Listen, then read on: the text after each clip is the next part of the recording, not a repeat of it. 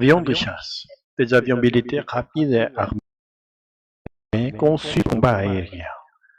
Trois avions de chasse russes ont survolé l'Estonie. Survolé, passé au-dessus d'un territoire ou d'une zone. Le MiG-31 ont survolé le golfe des Finlandes. Décoller des appareils. Faire partie des avions depuis un aérodrome pour une mission. L'Italie a fait décoller des appareils en réponse à l'intrusion. Entrer non autorisé dans un espace ou un territoire. Ces actions sont considérées comme une intrusion dans l'espace aérien européen. Provocation destinée à provoquer ou à intimider. Quelle pourrait être la prochaine étape de ces provocations russes? En plein vol. Pendant que l'avion est en l'air, sans être au sol, les avions russes ont été photographiés en plein vol, pénétrer dans l'espace aérien, entrer dans l'espace aérien d'un pays étranger. Ils pénétraient dans l'espace aérien européen, faire fuir, obliger quelqu'un ou quelque chose à partir ou à reculer. L'OTAN a envoyé des avions pour faire fuir les chasseurs russes. Acte délibéré, action faite intentionnellement de manière volontaire. Pour l'Estonie, ce survol n'était pas une erreur mais un acte délibéré. Dispositif d'identification aérienne qui ne fonctionne pas, rendant l'avion invisible pour les radars civils. Les appareils russes volaient avec leurs transpondeurs éteints. Rencontre rapide et prioritaire pour traiter une situation urgente. Une réunion d'urgence a été organisée au ministère de la Défense. Climat tendu, atmosphère de tension ou de stress souvent entre pays ou communautés. Les gardes frontières dénoncent un climat de plus en plus tendu.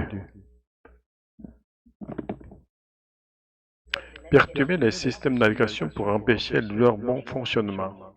Ils brouillent constamment nos signaux GPS. Se préparer au pire. Anticiper une situation dangereuse ou catastrophique. Exemple, la population estonienne se prépare au pire.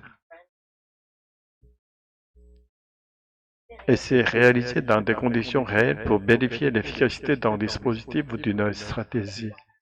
L'armée a lancé un test de grandeur nature pour vérifier la solidité des bunkers. Trois avions de chasseurs russes ont été survolés durant 12 minutes le territoire estonien vendredi 19 septembre. L'Italie, la Chine et la Finlande ont fait décoller des appareils en réponse à l'intrusion. Quelle pourrait être la prochaine étape de ces provocations russes régulièrement démenties par la Russie? Des avions de combat russes photographiés en plein vol, à quelques kilomètres seulement des côtes estoniennes. Vendredi 19 septembre, 3 MiG-31 ont été repérés au-dessus du golfe des Finlandes, alors qu'ils pénétraient dans l'espace aérien européen. Alerté, l'OTAN a réagi et a envoyé des avions italiens, suédois et finlandais pour faire fuir les chasseurs russes. Pour l'Estonie, aucun doute, il ne s'agit pas d'une erreur de navigation mais d'un acte délibéré. Selon l'armée estonienne, les appareils russes volaient avec leurs transpondeurs éteints et ne répondaient pas aux communications radio. Inquiétude dans le pays. Des accusations contestées par le Kremlin. Au total, l'incursion aura duré 12 minutes, suffisamment pour provoquer une vague d'émotion en Estonie. Une réunion d'urgence vient de débuter au ministère de la Défense pour faire le point sur cette violation, annonçait une présentatrice d'une chaîne de télévision estonienne. Et l'inquiétude grandissante dans le petit pays européen qui partage près de 300 km de frontière avec la Russie. Dans certaines zones, comme dans la ville de Narva, un simple pont sépare les deux États. Ici, les gardes frontières dénoncent un climat de plus en plus tendu. Ils ont envoyé des ballons météo avec des équipements pour surveiller notre technologie. Ils brouillent constamment nos signaux GPS. Tout ça pour observer nos réactions, affirme le directeur de la police nationale et de la police aux frontières estoniennes. L'Estonie se prépare au pire. Alors en Estonie, la population se prépare au pire. Sur les images, de simples civils en tenue de combat apprennent à se battre, à tenir une arme, encore se déplacer dans une tranchée. L'armée estonienne a aussi lancé un test grandeur nature pour vérifier la solidité des bunkers qui seront installés au niveau de sa frontière avec la Russie.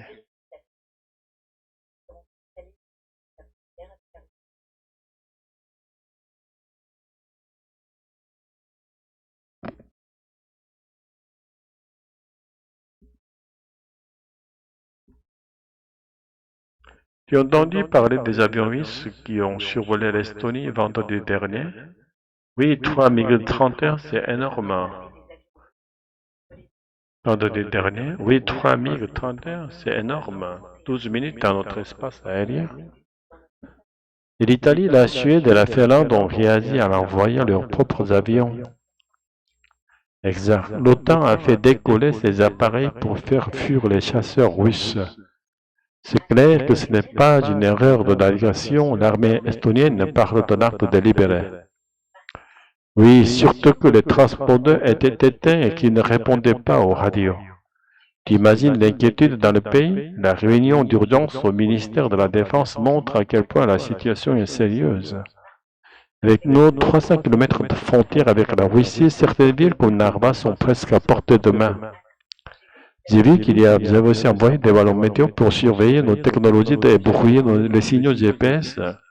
Tout ça pour observer nos réactions, on se croirait dans un film d'espionnage. Du coup, la population se prépare au pire avec des entraînements civils et des tests de bunkers. Oui, mieux vaut prévenir que guérir, mais c'est inquiétant de voir jusqu'où vont ces provocations. Espérons que ça ne dégénère pas. L'important, c'est de rester vigilant et bien préparé. Exactement. La sécurité du pays passe avant tout. D'après les informations disponibles et l'analyse des experts en géopolitique, il n'y a pas de preuve que la Russie a actuellement l'intention d'envahir directement des pays comme l'Estonie, la Finlande ou la Suède, mais il y a clairement des stratégies de pression et d'intimidation. Voici quelques points à considérer. Provocation aérienne et navale. Les survols d'avions militaires et de navigation près des côtes et le brouillage GPS sont surtout des moyens de tester les réactions de l'OTAN et des pays voisins. Cela crée un climat de tension sans déclencher un conflit ouvert. Objectif politique. La Russie montre sa capacité militaire et cherche à influencer sur la politique et les décisions de sécurité des pays proches de ses frontières. Par exemple, ces actions peuvent dissuader certains pays de rejoindre l'OTAN, de renforcer leur alliance occidentale. Coût d'une invasion. Envahir un pays européen membre de l'OTAN comme l'Estonie entraînerait une réponse militaire immédiate de l'Alliance. Cela serait extrêmement risqué et coûteux pour Moscou. Donc une invasion complète semble improbable. Stratégie hybride. On observe plutôt des tactiques hybrides ou asymétriques, des informations, cyberattaques, pression économique, provocation militaire limitée, espionnage. L'objectif est de déstabiliser sans déclencher une guerre totale. En résumé, la Russie teste les limites intimides et exerce une pression, mais il n'y a pas de signe clair qu'elle veuille déclencher une invasion militaire directe. C'est plus un jeu de puissance et de signal politique qu'une volonté d'occupation territoriale.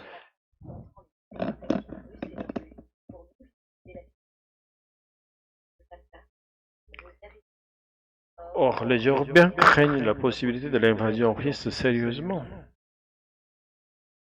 Oui, c'est compréhensible, même si une invasion complète reste peu probable.